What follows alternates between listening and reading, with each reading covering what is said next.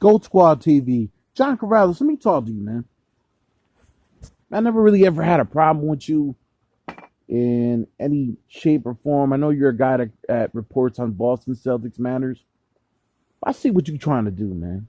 I see exactly what you're trying to do. You see, you're a media guy. You're supposed to be pro-biased Celtics. And yet, you're already out here assuming that Jayson Tatum should look at his Olympic teammates who are flaunting new teammates and then look at Brad and get Enes Kanter and try to sit there and say that Jayson Tatum's getting shortchanged. And if we're in purgatory if we're the 4th or 5th seed in the East. Let me ask you something, Karalis. Haven't you been paying attention to the Eastern Conference the last few years?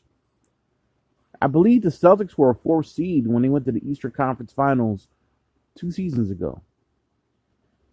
They went 6 games with the Miami Heat, who were a 5th seed and went to the finals.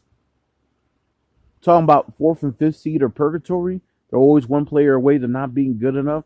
The Celtics should tank. Now, here's the problem I have with you, Karalis. You're clearly trying to draw a wedge into Tatum and the Celtics. You see, I know Brad Stevens hasn't been impressive this whole offseason when outside of the Horford trade, really hasn't been that impressive in your eyes. You assume that the Celtics are going to be a 7th or 8th seed based on the moves we made versus the moves that other teams made. How do we know Chicago is going to be great? Outside, did Lonzo Ball really have a good year? He averaged 13 points a game, maybe 8 or 9 assists. He shot about 37% from 3. I wouldn't say that's successful. The man has never shot over 40% his whole career from 3-point range. Don't even get me started on 2-point range. Outside of a layup, he ain't really that good from the mid-range. Okay, now you might look at it and say, well, Lonzo has passing skills. Lonzo had Brandon Ingram and Zion Williamson and couldn't get past the 11th seed. Yes, Zach LaVine, it's all right. Outside the Olympic experiences, he's all right. You know, he's a scorer, but not a great defender. Just a guy that could fly, and he can score you a whole bunch of points. But is he really an all-around player? I would make the argument no. DeMar DeRozan's old. He's 31, 32 years old. He's still an okay player, but is he really life-changing? Probably not. Kind of destroys your spacing if you're Chicago, especially if you're going to have Vucevic at the stretch 5. Kind of really doesn't make sense. Then you look at Miami. We beat Kyle Lowry the year we went and faced Miami. I believe we've had success against Miami. Maybe not in the conference finals that year, but for the most part, when we had a healthy team, we beat the brakes off them. When Al Horford was a Celtic, we always had success against Miami. We probably only lost once to Miami when Horford was a Celtic. Once or twice, maybe. I believe he's back. All right. You're shitting on Kanter. Now, Enes Kanter averaged a double-double a year ago.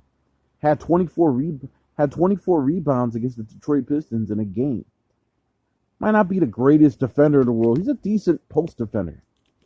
Not a great defender outside of that. But he's sure as hell better than what we had at center last year.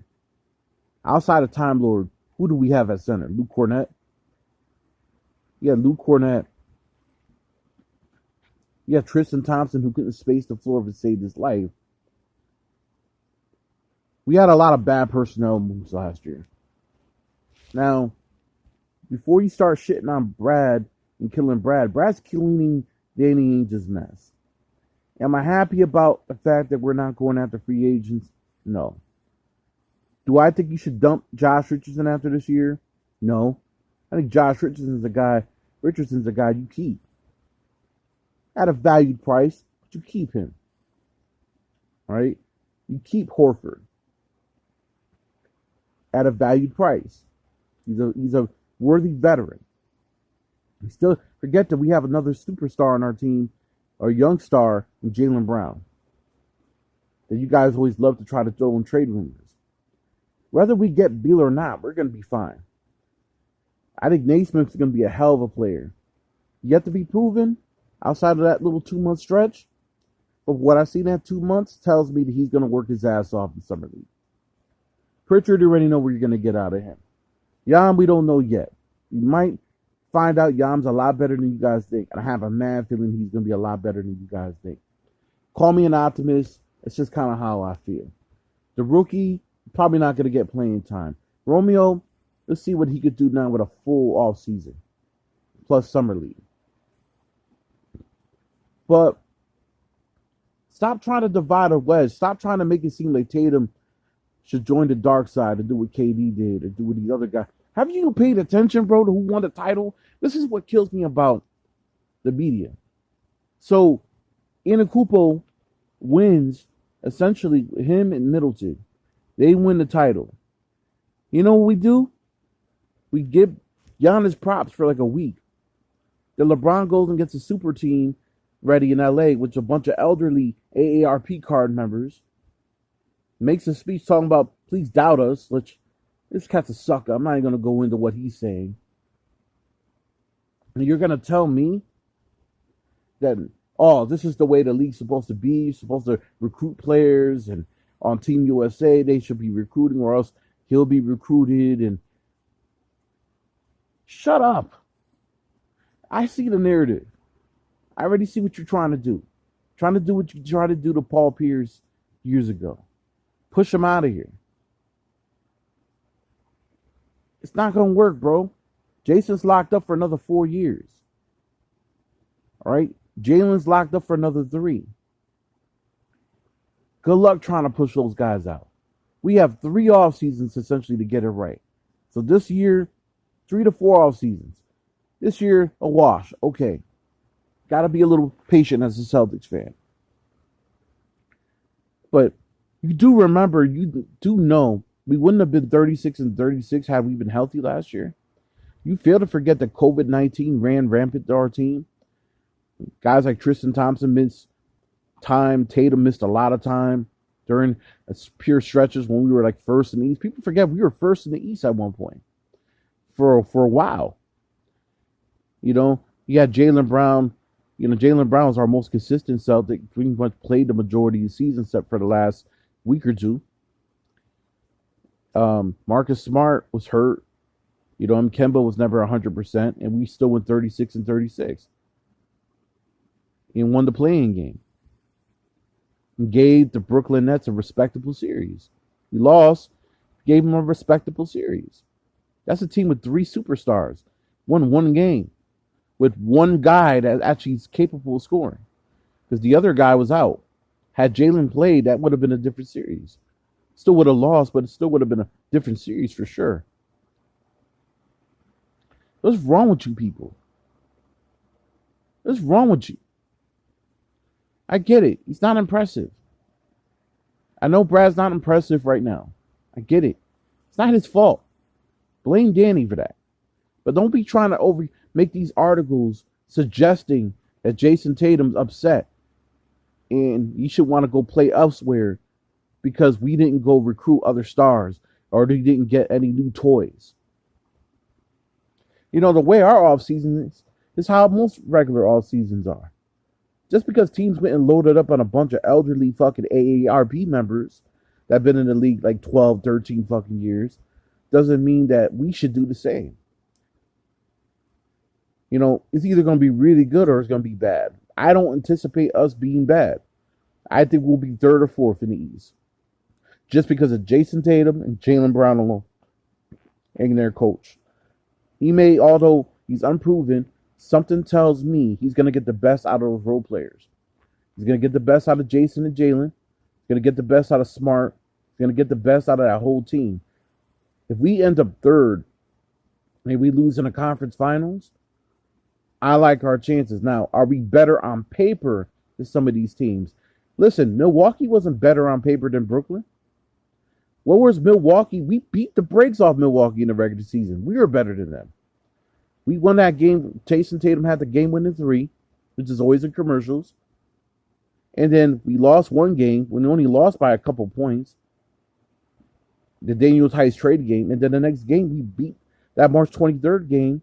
We beat the brakes off Milwaukee in Milwaukee without Kemba Walker. With Jayson Tatum and Jaylen Brown being the primary options, we destroyed the shit out of that Milwaukee team. And Milwaukee struggled against us. The same team that won the World Championship this year, the NBA Championship this year. All right? You know, Phoenix pretty much kept their team intact, and they went to the finals. All right? Miami kept their team intact the year before that. And they beat us to get to the finals. You know, he just added one player. All they really did was add Jimmy Butler. And they went to the finals. And Jimmy's no superstar. He's a star, but he's not a superstar. Yo, the East is not one of those, like, I don't care how many guys they put in the Knicks. The Knicks haven't proven shit yet. Last year was last year. Just like the Celtics, last year was last year. Just like all these other teams, last year was last year. It's a new year. Let them prove it. All right? That said, you out of line for that, man. John, I like you. I'm not going to go and diss you. I'm not going to go on a personal attack and diss you. I understand you're writing articles and you're just speaking your mind. I see your Celtics All Access on YouTube. I watch it. But you know nothing, bro. You can't sit there and make assumptions and arguments to sit there and say that Jason's unhappy when he sees all these other guys. Especially if he knows, if let's say, for instance, Bill leaves after this year. Let's say Washington doesn't do as good as they think they are. He ends up going to Boston. Then Jayson Tatum already knew all along that was going to happen anyway because him and Beal talk all the time. So what are we talking about here? If you're gonna do that, then what are we talking about? All we got to do is wait one off season. You make it seem like nobody want to come here. It's not. Don't let that Kyrie bullshit fool you. We didn't have the money to sign motherfuckers. Had nothing to do with dudes not wanting to come here. Now, if we had a whole entire $50, $60 million cap room and nobody came here, then you would have a much better judgment on that. But I don't agree with this. Nobody wants to come to Boston because it's a racist town or whatever that case. All these stupid bullshit a lot of people like to fucking utter. Listen, man, you there to play basketball. Shut your bitch ass up and just play basketball. All right? You know what I mean? Don't listen to all these people sit there and make all these narratives. You're getting paid millions of dollars to go and be a professional athlete, to have pride in it, to play for an organization that's not racist. Now, you over here worried about fans, but the organization itself ain't like that. If you know the Boston Celtics history, you'll know what I'm talking about. That said, don't let Karalis out here fool you into a false sense of understanding and knowing and thinking that Jayson Tatum's going to leave all of a sudden. Listen, that man could demand a trade. He ain't going nowhere. He could sit out a whole season. He ain't going nowhere. He ain't going nowhere. Going nowhere. He signed. You know, so stop trying to create that divide. We don't have shiny new toys, but Josh Richardson's a really good player. If you don't look at stats and look at what he does on the court, for every time he's out there, he locks down he locked down Jalen at a few points at certain points when he was in Philly. He's done pretty damn well and had some really good moments. You know what I mean? His problem was always health. You know, people only talk about his points per game and his shooting percentages going down. But he also wasn't healthy a year ago. And 36% from three, I'll take that all day over fucking 26%. It's still better than fucking Marcus Smart shot last year. You know what I mean? So, listen, man, we just got to... Listen, we could either be a whack team or be a really good team. I have a mad feeling Ime Udoka is going to get the best out of Langford, Naismith, Pritchard, Tatum, Brown, Horford, Richardson, even Fernando Bruno, for God's sake, since you guys want to shit on him. You guys just look at stats. You guys don't look at impact. And at the end of the day, you're going to find out a lot of these guys are going to have a lot of impact. Now it's up to y'all to believe in it. Now, if you guys don't want to believe it and look at paper rosters, how many paper rosters that look good and didn't do shit? Plenty. I'm going to leave that at that. I'm going to leave it at that. Subscribe, leave your comments down below. Comment, leave a like. Gold Squad TV. Salute.